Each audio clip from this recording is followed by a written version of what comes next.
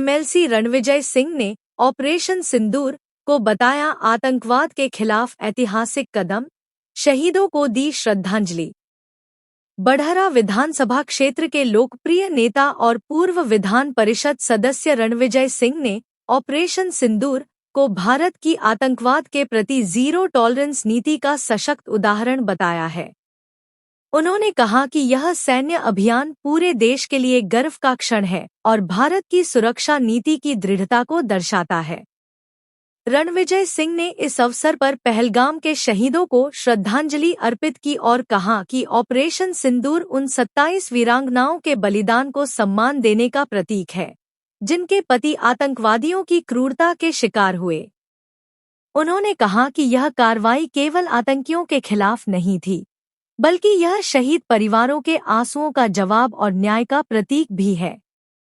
अपने क्षेत्रीय कार्यों का उल्लेख करते हुए रणविजय सिंह ने बताया कि उन्होंने बढ़हरा, आरा में स्वास्थ्य शिविर, नेत्र परीक्षण शिविर और अन्य स्वास्थ्य सेवाओं का आयोजन कराया, जिससे सैकड़ों लोगों को लाभ मिला।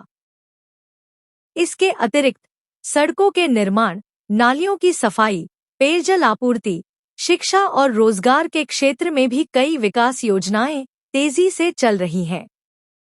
रणविजय सिंह ने कहा कि वे राजनीति को विकास का माध्यम मानते हैं। जिस प्रकार भारतीय सेना ने आतंक के ठिकानों पर सर्जिकल स्ट्राइक की, उसी तरह वे अपने क्षेत्र में विकास के जरिए परिवर्तन लाने का कार्य कर रहे हैं। उन्होंने संकल्प लिया कि आने वाले वर्षों में बढ़हरा को बिहार के सबसे विकसित विधानसभा क्षेत्रों में शामिल करना उनका प्रमुख लक्ष्य रहेगा।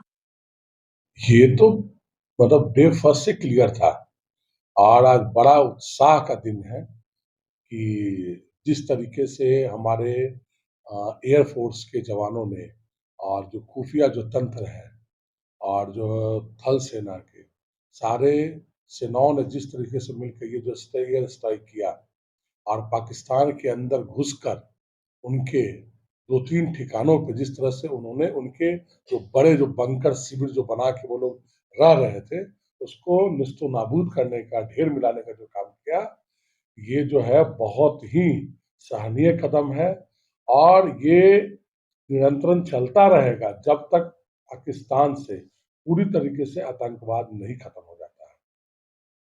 जिस तरह से मसूद अजहर के और एक दूसरा जो है वो जैस करके जो है, जिस तरह से उनके लोग जो वहाँ उनका जो बना के जो शिविर बना के वो लोग घर बना के रह रहे थे, जिस तरह से वीडियो आया और आपने देखा कि वो बिल्कुल ध्वस्त होते हुए, तो कहीं न कहीं वो पूरा संगठन जो है, वहाँ पर जो हमारी खुफिया जो तंत्र है ना, वो उन लोगों के द्वारा बताया गया तब वहाँ पे एयर स्ट्राइक हुआ है।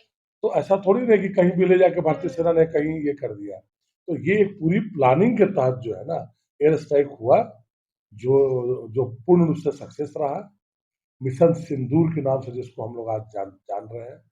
तो ये एक बहुत बड़ा कदम है और रही बात जब देश की बात आती है, तो सारा पक्ष विपक्ष, जात धर्म से बढ़कर सारे लोग देश के लिए हो जाते हैं, एक हो जाते हैं और माननीय प्रधानमंत्री जी का ये जो निर्णय है, वो पहले दिन ही जब दरभंगा यहाँ आए थे, उन्होंने बोला था किसी को छोड़ा नहीं जाएगा। आज वो सच होता हुआ दिख रहा है। बिल्कुल कद कद तो बढ़ेगा ही बढ़ेगा और ये एक मैसेज जाएगा उन नक्सल उन आतंकवादियों के लिए जो दोबारा इस तरह की जो निंदनीय जो घटना हुई है, जो यहाँ पे आपको कश्मीर में, पहलगाम में, ये उनकी दोबारा ये करने की हिम्मत उनकी नहीं होगी। हमेशा ये हेकड़ी दिखाते थे, ये प्रमाणित बात है।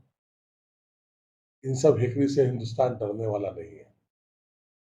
जब पानी बंद हुआ तो ये कह रहे थे कि अगर वो भारत पानी बंद रहेगा तो खून की नदियां बह जाएगी। अब क्या होगा? ये सब गिदर भक्ति से हिंदुस्तान कभी डरने वाला नहीं है। आज तक का इतिहास रहा है, ये अपना बोलने का काम किया है और ये सब गिदर भक्तियों से कोई डरने वाले नहीं है।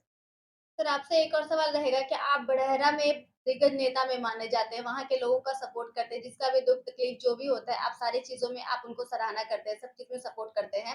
लेकिन इस बार अगले इलेक्शन के टाइम में बहुत सारे वहाँ पे नेता और भी हैं। तो आपको क्या लगता है कि आपने जिस तरीके से काम किया है, तो जनता आपको वापस से वहाँ पे देखना चाहेगी या फिर किसी और का वो सपोर्ट करेगी? देखिए, अ, जनता के बीच में जी, शुरू से हमने रहने का काम किया है और उनके बीच में उनकी समस्याओं को दूर करने के काम कर रहे हैं। अभी जो हमारा बड़हारा में विधानसभा में जो जन सेवा सभा चल रहा है, उसके वो आप लोगों ने देखा होगा, न्यूज़ में चल रहा होगा। कई कितने कई संख्या में, सैकड़ों की संख्या में लोग भाग ले रहे हैं। लोगों में उत्साह है ना? उन माताओं-बहनों को जो पटना आने में समर्थवान नहीं है, उन अभिभावक को जो समर्थवान नहीं है, उनको आज जो स्वास्थ्य शिविर के द्वारा जो लाभ मिल रहा है, उसका उत्साह लोगों में दिख रहा है। तो जनता मालिक होती है, हम जनता की सेवा कर रहे हैं, समय आने पे जनता हमारे साथ है और वो चुनेगी उनका नेता कैसा होना चाहिए। सुनने में आ रहा है कि आप 13 तारीख को सबसे बड़ा स्वास्थ्य शिविर लगाने जा रहे हैं, जहाँ पे 13 मई को बड़हारा विधानसभा में अभी तक का सबसे बड़ा स्वास्थ्य शिविर लग रहा है, मेगा स्वास्थ्य शिविर। उसमें पारस हॉस्पिटल, जो पटना के जो हॉस्पिटल पास होते हैं, उसमें लगभग 30 उच्च कोटि के डॉक्टर जा रहे हैं। शरीर के हर एक अंग के, चाहे हृदय हो, हड्डी हो, है ना, ब्रेन के हो। तो हमारा एक मुहिम है कि अधिक से अधिक लोगों को लाभ मिले। तो लगभग कितने लोगों को आपने एक अपना थीम रखा है कि आप कितने लोगों को फ्री में दवाइयाँ, चश्मा वगैरह जो भी है जित आप दे रहे हैं? हमारी जितनी यथाशक्ति हो, जितनी शक्ति है जी, हमारी, उसमें जितने से अधिक लोग आएँगे, उनको मदद देने का काम करेंगे और अभी तक तो करते आ रहे हैं, जी। आगे भी करते रहेंगे। चलिए बहुत-बहुत शुक्रिया सर आपका। जैसे भारतीय सेना जो है एयर स्ट्राइक कर रही है, वैसे ही लगातार विकास के ज़रिए आप जो है अपने क्षेत्र बड़हरा में अपने विरोधियों के ऊपर स्ट्राइक कर रहे हैं। देखिए, एयर स्ट्राइक क्या कहें, कि कोई लड़ाई का मैदान तो नहीं है, इसलिए इसमें बहुत ज़्यादा, लेकिन हम लगातार उनके बीच में जाने का काम कर रहे हैं। अगर इसको लोग समझ रहे हैं कि ये एयर स्ट्राइक की तरह है, तो जनता मालिक है और सब देख रही है, समझ रही है, समय आने पर वो अपने आप जवाब देगी। देखिए इस बार चुनाव में देखा जा रही है कांग्रेस ने भी अपनी कमर कस दिया और मीडिया के माध्यम से चाह रही है कि एकदम एग्रेसिव रूप में है पहले की तरह। क्या लगता है इस बार मुकाबला कड़ा है या फिर देखिए, ये लोकतंत्र है, सबको अपनी बात रखने और मजबूती से रखने का अधिकार है। तो कन्हैया जी अपनी बातों को रख रहे हैं, सब लोग अपनी बातों को रख रहे हैं। इसका फाइनल फैसला तो जनता करेगी ना। तो आने वाले समय में जो समय आ रहा है, तो बहुत नज़दीक है। तो आप लोग भी देखेंगे कि जनता का फैसला क्या है।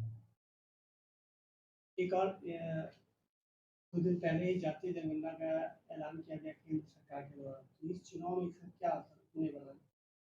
जातीय जनगणना तो अच्छी बात है ना? ये होना चाहिए था और लगातार माननीय मुख्यमंत्री जी का शुरू से ये रहा है कि जातीय जनगणना हो, तो एक अच्छी बात है। चुनाव पर इसका असर अच्छा होगा और ये बहुत पहले होना चाहिए था। अगर वो हो रहा है तो बहुत अच्छी बात है। नहीं, राजद कह रही थी कि इसकी पहल लालू जी ने किया था। वही काम आज भाजपा ने देखिए, इस पे हमारा कोई भी बहुत ज़्यादा विशेष टिप्पणी नहीं है ना? जातीय जनगणना चूँकि हो रहा है, ये अच्छी बात है और होना चाहिए। श्रेय लेने का होड़ चल रहा है सर, इसी के लिए जो है ये पूछा जा गया है। सब लोगों का ये मत है, जातीय जनगणना होना चाहिए और जो हो रहा है बहुत अच्छी बात है। तेजी में जा रहा है। अब चूँकि करवा रही है अभी जो सरकार है हमारी, उसके नेतृत्व में सारा कुछ हो रहा है। उन्होंने बोलने का काम किया है, तो आपको समझ में आ ही रहा होगा किस तरह किसको जाना चाहिए। मुझे लगता है विपक्ष का सारा मुद्दा आप लोगों ने छीन सब लोग मिल के काम करें, देश की अभी जो हालात है, तो अभी हम लोग देख रहे हैं, उसमें पक्ष-विपक्ष की बात नहीं करें, है ना? अभी जो चल रहा है आतंकवादियों के खिलाफ जो एक मुहिम छिड़ा हुआ है, उसमें सब लोग को एकजुट होकर, देश के लिए एक होकर और ये जो अभी मुहिम चल रहा है, ऑपरेशन सिंदूर, ये तब तक चले जब तक सारे आतंकवादी पाकिस्तान से खत्म नहीं